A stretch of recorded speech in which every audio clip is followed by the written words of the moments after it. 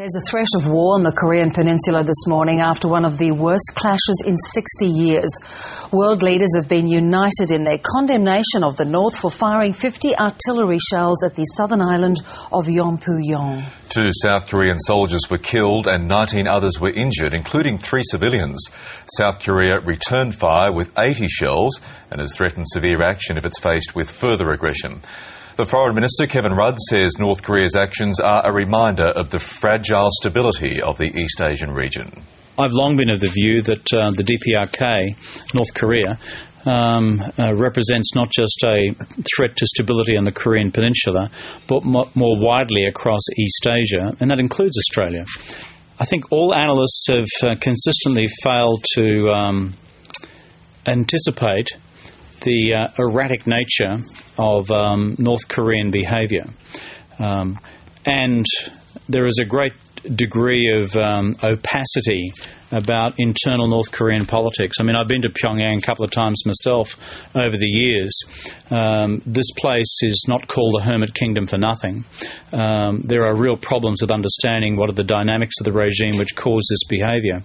Kevin Rudd, the Foreign Minister. For a look at yesterday's attack and the events leading up to it, our North Asia correspondent Mark Willesee filed this report. It looked like a war zone, rising smoke from burning houses hit by the North Korean artillery barrage. And from a military perspective, it was a successful strike.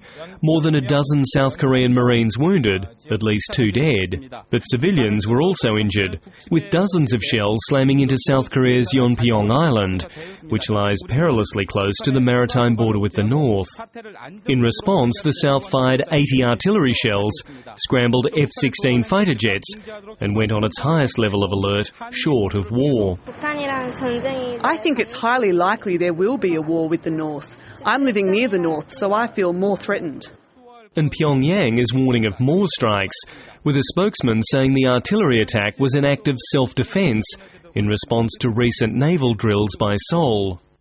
South Korea's President Lee Myung-bak immediately convened a meeting of his cabinet and security chiefs in an underground war room. A presidential statement warning of stern retaliation if there are any more provocations. Pyongyang's chief ally is calling for calm. We have taken note of the relevant reports and we express concern for this situation. This situation will be verified. We hope that the relevant parties will contribute their share to peace and stability on the Korean peninsula. After the sinking 8 months ago of a South Korean corvette, President Lee had warned Pyongyang that any more provocations could be met with force. An international team of investigators blamed a North Korean torpedo fired from a midget submarine for tearing the warship in 2. After that, no one thought the North would be so brazen to launch a daylight attack like this. But the North seems determined to play for high stakes and to lay its cards on the table. Just days ago, Pyongyang revealed to the world a new nuclear facility, apparently capable of enriching uranium, possibly for a nuclear bomb. So why does an impoverished, starving and secretive state want to pick a fight right now?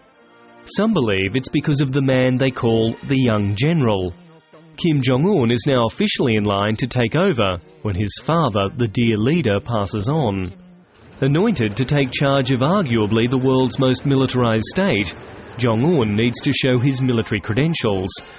And this strike could be one way of proving his mettle.